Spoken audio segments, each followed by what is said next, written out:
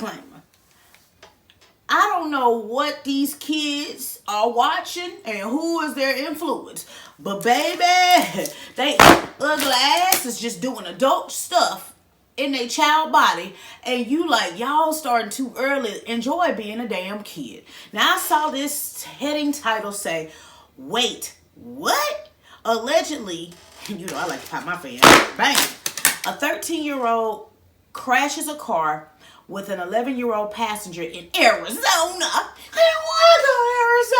Looking ass. And when I saw that, I said, huh? Say what? Let me dig into that because I need to know who's at fault for this and where is the parents because it sounds negligent. It smelled like CPS. So yes, allegedly there were a bunch of people like myself and probably you shaking our heads about that headline because there's an investigation being launched that a car crash involving a 13-year-old who was highly intoxicated, might I add. When I say highly intoxicated, y'all, blood content level was high. You hear me? So high. Might I add. Now, here it goes. Now, I don't know where they was going, but the car they was in, it was stolen, okay? Went on this high-speed chase. And, well, first of all, it was a high-speed joyride because no one knew that the people behind the wheel were minors. It wasn't a chase. It was a joyride to them. Going to high speeds of allegedly 100 miles per hour, okay? We don't know what led this to be the journey for the night. We don't know where the parents was, okay? Why were the keys so accessible? We'll never know. But according to the Arizona Department of Public Safety, the children, basically the teen driver or the preteen driver, let me say that, crossed over the median on Interstate 40 before she actually hit what appears to be a guardrail. Now, when she hit the guardrail, this is where God stepped in and was like, look, my child, tax season is coming. Your mama needs the tax return. Either way, God stepped in and protect these babies because the vehicle ended up, from the impact, rolling over multiple times and slammed into a tree. Baby, ain't a tree, as long as I live, ain't never moved. It don't matter how fast whatever's coming at a tree be like. You might scratch some bark off that sucker, but that junk standing. The only thing that take a tree up is a tornado, honey. And those come and go. But regardless of it, this is how bad the accident was. And when we say these kids were blessed, this is why. The intensity of the accident was so powerful that the steering wheel was ripped off and thrown 50 feet from that car, okay? The car, I don't know if it standed after it hit the tree, like just standing upright. Did it break in half? I don't know because I don't have pictures, nor do I want to see them. I've lost people to high-speed issues, and it just is traumatizing for me to see. But the kids, this is where God came in again. They had non-life-threatening injuries, and they were taken to a local hospital. But when they checked the 13-year-old's blood alcohol content level, it had registered at a 0.183. If you don't know, now you know, Biggie Smalls, that is a legal limit for adults. Why in the hell was a 13-year-old lit like that? Oh my God. 0.8 is the number. That was double that and some change. They carried the 1 on that. Way over the zero tolerance level for underage drivers. So this young driver is facing a DUI charge. And this pretty much is going to be a conversation for whomever this child's guardian or parent is, because, baby, how many times have they done this, okay?